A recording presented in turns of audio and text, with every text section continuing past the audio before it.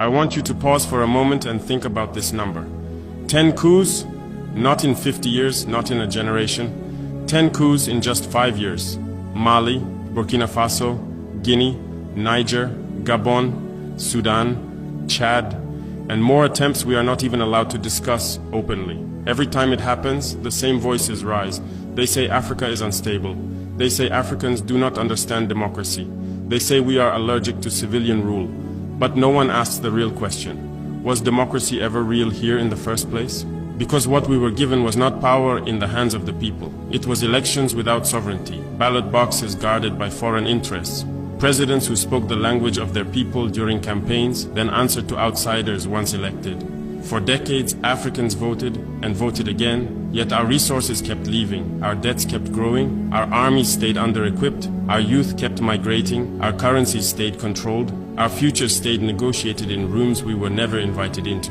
So when soldiers step in, I do not ask first whether they wear uniforms or suits. I ask something more dangerous. Who were the civilians really serving? Because if democracy means choosing leaders who cannot protect land, dignity, or independence, then we must be honest with ourselves. Maybe what failed was not Africa. Maybe what failed was an imported system that never trusted Africans to truly decide their own destiny. That is the conversation many fear.